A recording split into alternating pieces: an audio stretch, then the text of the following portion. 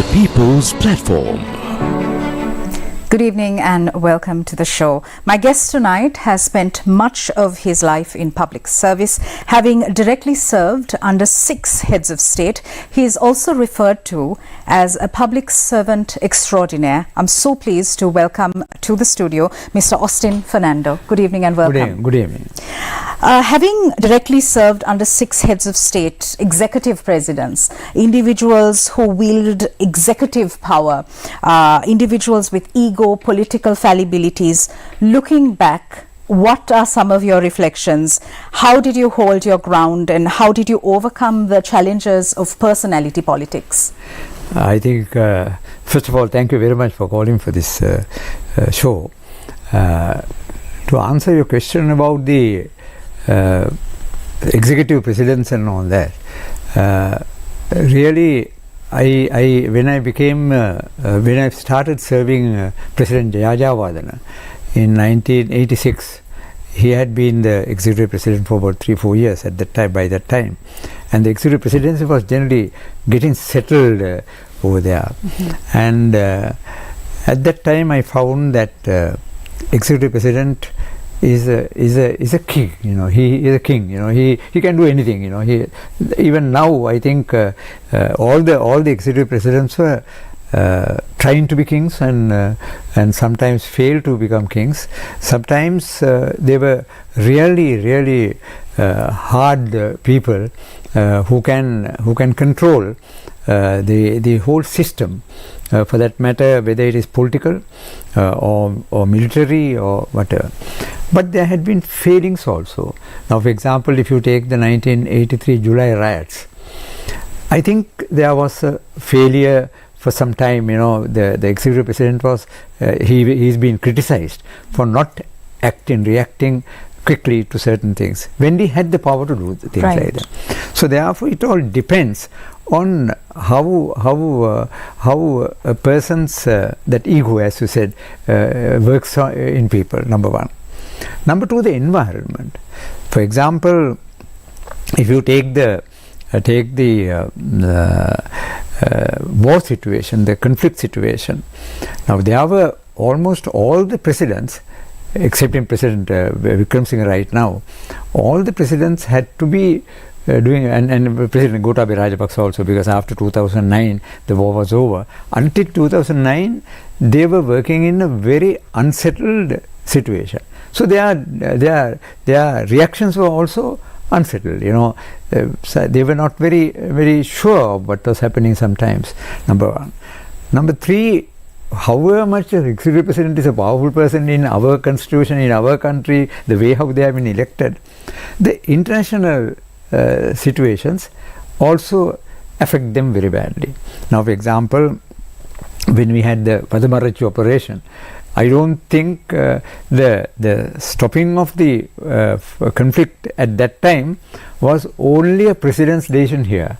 It would have been with other people. And even after the war, the conflict was over, what we have been facing in Geneva, for example, is a good example of saying that our constitution may give a king's powers to a president, but you are bound by other international agreements, international conventions, international traditions which you have to maintain. So likewise, so therefore, my feeling is that they are. I am talking about the major, the wholesome thing. They are directed by politics, by law, internationals, sometimes neighbors, sometimes the various conflicts which happened in Sri Lanka, for example, the JBP problems which we faced in '89. So there are so many other factors which make them very specially powerful people, and which make them sometimes a little bit shaky in their own situations. But you asked me about the challenges which we face as public officers. That is a very interesting question. You can take half an hour on that particular thing. I will tell you a good example of how presidents look at public officers. I had my own experience with President Jayawardena. Once he asked, he wanted to support one of his people, and he wanted me to do something, and I argued with him on the phone. And you can't, I never expected that telephone call, but I think he was forced to take a call, and I had to be arguing with him for about 10 minutes over the phone, and I didn't do it. But after 1 year, he appointed me as a secretary. So that is the attitude of the president. A man who had been not obliging him 1 year back is appointed as a secretary of a ministry. Nowadays, I don't think it will happen. That is one. Then I have another story which I have heard from Mr. Manik Devara, his secretary. Once there had been a very, very powerful international person who wanted something to do with some citizenship issue, for which he wanted to get a report. And there was a gentleman by the name Mr. Vanigaratna. He was the, I think, controller at that time. He was asked to send a report. He sent a report without not recommending what the president had been asked to do by some other very, very powerful person. I don't want to mention names about it. Then he was asked to come and explain why he didn't agree. He gave us a very simple answer. This gentleman asked me for this, and I refused it. He made an application to you as the minister, and then I sent a report. You regretted this. You said you can't do it. And therefore, from that day onwards today, there had not been any change in his status for me to change my decision. He told the president. So president said, this had been sent to me by a very, very powerful personality. He said, yes, it is your decision. You can take it, but you have to expect many people coming and asking you to do the same thing. So he said, okay, you go. And then later Mr. Manik Devara brought the file back from president's room and told Mr. Vanigaratna, do you know, Vanige, what happened? He said, I don't know. He said, here's the minute. The minute was once again regretting. And then he said, you know what he told me? He said, if I have 10 Vanigaratnas, I can run the country. So that's the type of respect one would get from certain presidents. But it may not happen from some others. We have seen presidents shouting at people, and even in meetings you show it on the TV also sometimes. So that's the way. In your first book, My Belly is White, you quote from poet Hosea Gilbert Holland, God give us men, a time like this demands strong minds, great hearts, true faith and ready hands, men whom the lust of office does not kill, men whom the spoils of office cannot buy, men who possess opinions and a will, men who have honor, men who will not lie. Throughout your career spanning 57 years, did you come across such men and women? I think not very many. But there were instances where they have been very, very strong and very held their heads above water and stood to these principles of which is in this poem which I have quoted in my book. Yes, but right now, if you look at it, I think it's a bit difficult to find that type of people in Sri Lanka. And then it's a very, if you want to speak, to talk about this with a constitutional background. Right. Now take the example of the separation of powers, how the legislature works and how it responds to situations. Then number two is how the judiciary responds to various things. Then the executive, how it works. I personally feel you need not take all three. Sometimes you take the parliament. The way how parliament responds to the needs of the people, right, and the issues which are brought up to them. Are they doing all these things in the manner which this poem talks about? Are they behaving in that manner? No, I don't think. It's shame. Sometimes it's shameful to see how people behave, how people react and all that. So this is, I think, probably a very, very Victorian type of situation where when this was written, people would have been thinking of a different type of thing and not about Sri Lanka. Political leaders hold power in trust and on behalf of citizens. They are bound by the social contract theory, they are bound by public trust doctrine, and must serve with integrity and sincerity. However, today there appears to be a trust deficit between the citizen and the state. Yes. When did this happen? I think this happened with, now it's easy for people to complain about this type of situation and say from this year it had happened, from this year it had happened. Now, for example, the usual form which I hear from some of the politicians is this all happened after 77. That's the easiest way of doing it. Then when it comes to trust, is it the 1977 changes that made it? I don't think so. There are weaknesses that were created by the 77 change of government and their policies. At the same time, how we respond, we will take the trust of minorities to the government. Right. Is it there? The trust in every government since this problem started in, we can call it from, if you want to go to a very, very far away history, you can take it up to even 1950s, 40s, 50s and all that. But to forget about that 56, 57 troubles and all that. The latest situation which is faced between the minorities and the government. Now it has been highlighted since 1983 after the July riots. Have we has the government done enough of things to win the trust of the minorities? There had been certain instances. Now, for example, Tamil language. It was in 1950s. The trust was breached. But then, after a long time, they corrected it somewhat. But operationally, you have not cleared this. That's right. Still, a Tamil person may go to a police station and he is asked to give his statement in Sinhala or read something given in Sinhala. So they are arguing it. But this language is a thing which has become, it has been sidelined for that matter right now. Now people are thinking of the missing persons or accountability mechanisms and things like that. So at that time I don't think that trust building has taken place with whatever government. Right. Now take the case of PTA. Now, for example, President Wickremesinghe, when he was Prime Minister and when Mr. Mangala Samaraweera was the Minister, he went to Geneva. Due to various stresses which were created in the international scenario, he went and said, we don't want the PTA, we are going to be doing it. Now it is in 2015, now it is 2023. Still it is hanging on. And European Union, when they send a team here, every time they talk about it.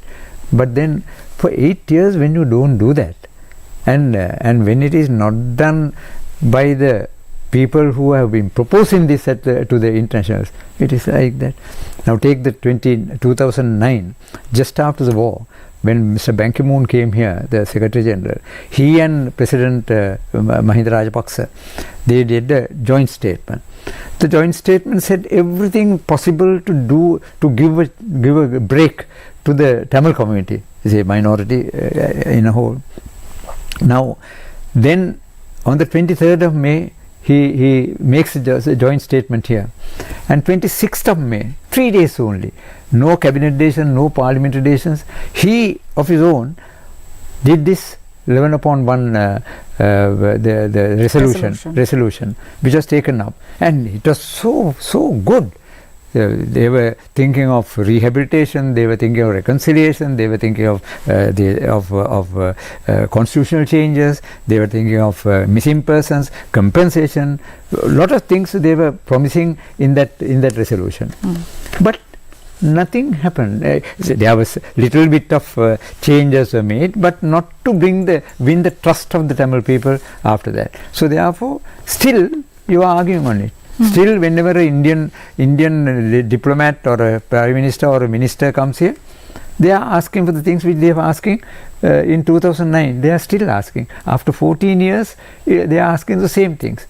So therefore, you can't build trust with broken promises. You can't do that. you have to be very considerate of the other parties, their requirements, their needs, what they want. And I don't say that you give everything what the other party wants just because you want to bring trust. No, it is not necessary. But at least must give a satisfactory response. That is, I think, not very well seen. All right. We are in conversation with Mr. Austin Fernando. We're going for a short commercial break. We'll be right back.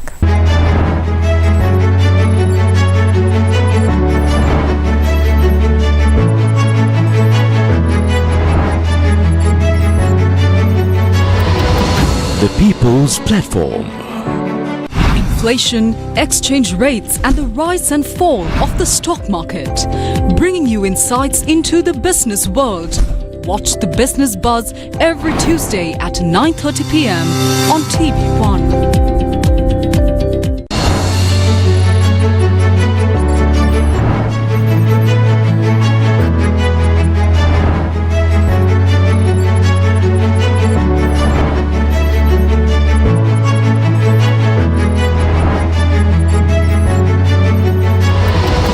The People's Platform.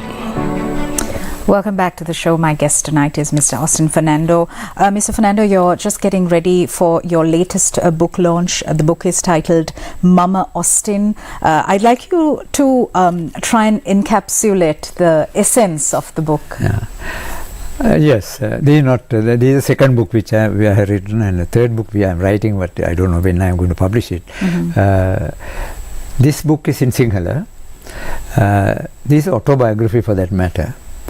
I wrote it, I typed it myself in Sinhala, and now it is to be published, launched on the 11th, next Monday.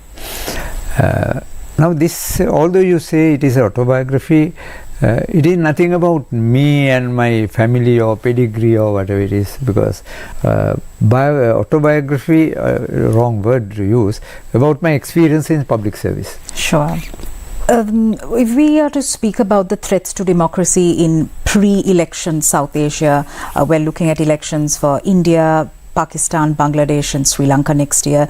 These nations are largely marked by authoritarian leaders, compromised institutions, and there is appetite for hyper-nationalism, racism, majoritarianism. People are very emotional, no? Now, can you remember when we had the elections in 2019 and 2020? What we saw was totally against a certain community, and it was created by various things. It is very easy to get people to be very emotional, and the hyper racialistic, hyper nationalistic feelings could be brought in, and then for which I must say it is not only the politicians who should be blamed. Politicians are definitely to be blamed because they are the people who manipulate the whole thing. Imagine the media. The media also gets into one set of people, and they start working on it. Then take the case of trade unions or other associations, various things. Now they are the people who do. Now, for example, higher education. It's university students were on the roads every day, but now we don't hear anything. Students are not coming. Of course, Sabaragama fellows people were there for some other local stuff and not for this national issues. Then we have media, then the politicians, but some of these religious and ethnic groups do that, and then they have they create those situations in the society. So it is not useful. But at the same time, if you have good leadership, you can be having some control over it. But leaders also try to continue in the leadership, because power is such a attractive thing. If you can get it through hyper-nationalism, let them have it. That's the way how they look at it. Mr. Fernando, you played a pivotal and instrumental role in Sri Lanka's peace process, especially the ceasefire agreement.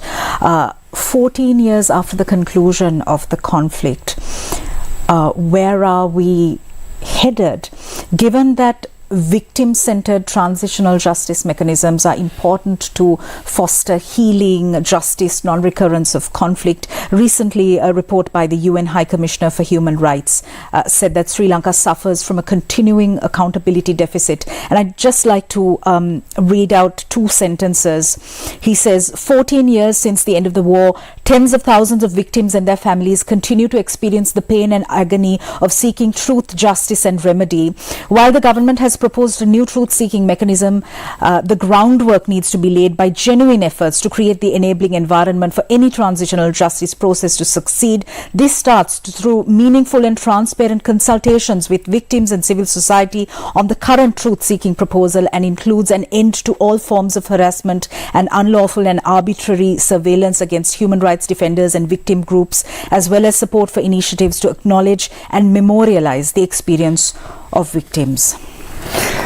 Yes, this is a very important issue, but it is more than the CFA business. After the war was over, it is Mr. Mahinda Rajapaksa's government that went to Geneva and said on the 26th of May, the resolution was brought in, I think 10 upon 1 or 11 upon 1, that was brought in, and that gave so much of hope for people to be this transitional justice mechanism could work. It gave a lot of hope for rehabilitation of child soldiers. It gave a lot of hope for development, and then humanitarian laws and human rights laws to be implemented. The government went and told the thing, and it was voted with a lot of power.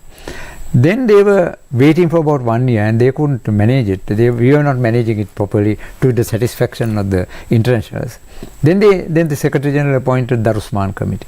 Then we appointed here, President Rajapaksa appointed the LLRC. Then the LLRC report came out. Then by 2012, the Geneva, where the UNHRC was asking the implementation of the constructive recommendation of the LLRC. Now these appointed, the people who were in that committee, that 12 members or so, were all very high level, very respected public servants, lawyers, Attorney General C.R.D. Silla was the Attorney General. Now these were the people who were there in that committee. Now that committee came with very good suggestions, but they were very reluctant to do some of those things which were material for your transitional justice mechanism. Then in 2014, then 2012, 2013, 2014, the 2014 the UNHRC resolution was very hard, and we were about to get whacked with international sanctions and things like that. And then the government changed.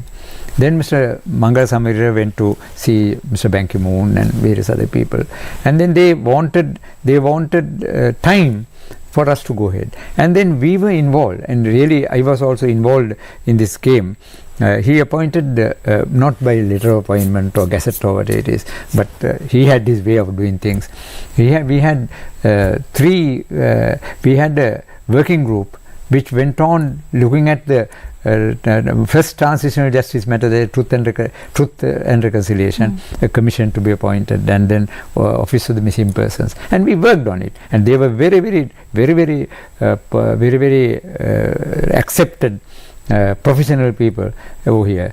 I don't want to mention names, but they were professors, lawyers, and public servants. I was also one of them, represented the presidential secretariat at that time, unofficially. We were sitting and discussing things, and a proposal was made, and that proposal is the one which became the OMP, with of course tinkering by the lawyers and all that at the Attorney General Department. Then we were doing it for the reparation also. Reparation, I was the chairman of that committee. Once again, some of these people from RIPIA, from Foreign Affairs Ministry, outside society, lawyers, some of them they were the people who were doing this. And we prepared this thing. That was also passed in 2017, I can't remember. Then the TRC, we prepared something. And then then of course I was at the very inception I was involved in it, but later I had to withdraw because I was appointed secretary to the president and I couldn't find time, and then they prepared it. And Mr. Ranil Wickremesinghe, on the 15th of October, I still remember the date, he came to the cabinet with the TRC, the Truth and Reconciliation Commission legal draft. He brought it, and then of course it's an unofficial draft, but later it had to be okay. On the 26th he was sacked from his premiership, and then that proposal went down the drain. It was not to be seen. Then about the accountability mechanism, of course I was not involved. There were some lawyers who were working on it, but then there was nothing which came out of it. But there is a tentative report which has come out of it, but it is not an official report as such. Now then the government, then these were there, the TRC now forgotten, but people are demanding. They are demanding. The rapporteurs come and say, you are not doing this. Then the Tamil politicians also, here they are also grumbling about the whole thing. It went on like that. Now when this other government came, what happened? Then the non-recurrence part of it is also part of the thing. Non-recurrence, the government appointed, I think 22 or 25, I don't know how many MPs were in that select committee, headed by Prime Minister Ranil Wickremesinghe. They went on for about 3 years or whatever it is, but there was nothing which was substantial which came out of it. There was a document which was prepared, but it was there. Then this is the way how it happened. Now we can imagine this government. Now they are talking about the TRC once again. Here's a president who brought the TRC to the cabinet and who couldn't get it through for some other reason. Now what happened? Now they go to South Africa, two ministers go to South Africa and come back and say, the idea given to us was, we are going to have the South African model. South African model has amnesty. You are a lawyer, you know how amnesty works. Now is it acceptable to people in this country? It is not so. But then then there was something which was prepared, and ideas were thrown, say, okay, we are having the TRC, we are having the South African High Commission or somebody, I think, went and gave evidence. I also gave evidence before Nawaz Commission, Justice Nawaz Commission. Now, Nawaz Commission was there. The report still, I don't know whether it has come or not. No one knows about it. Then it's not. I don't blame Justice Nawaz. There must be some problem. But then you propose things. But they don't come out. So when they don't come out, transitional justice problem is always in square one still. But some things, some successes have been seen in the OMP. And then reparation, these officers are working. Final question to you before wrapping up. In Sri Lanka, we see the demonizing of critical thinkers and dissenters of the government. We need governments who will invest in their people. What's your message to these public servants whose duty is to serve? Yeah, it's now I belong to the older generation. Now I'm coming to 82 years, so I belong to the people who are about to say goodbye to you all. So what I have undergone in government may not be applicable right now, because the ministers were different people, the presidents were different. I told I said hard no to the former President Jayajavadan, and he appoints me as secretary after 1 year. Will that happen now? I don't think it will happen. If you go and cross somebody, sometimes a political boss might turn around and say, if you don't do this, I will have to find a replacement for you. That type of thing I don't think is a good way of handling it. So if you want, the message I can give is, let the good governance principles like accountability, transparency, no corruption, then coordination and cooperation. Now that type of thing should work, and if all public servants do that, it will be very difficult for politicians also to do. You can't do something in a corrupt thing without the knowledge of the secretary of the ministry. Right. So if secretaries can stick to their guns and say, no, we can't do it, but they will change you. They will put you to the pool Yes, go to the pool. I have gone to the pool. I was put to the pool at one stage in 1996. And the next morning I gave a letter and said I am resigning and going home. But I don't say that every person should do that, because I had the courage to do that, because the previous day I was told about it at 12:45 in the afternoon. I had a job by 6:30 in the evening, but everyone won't get it.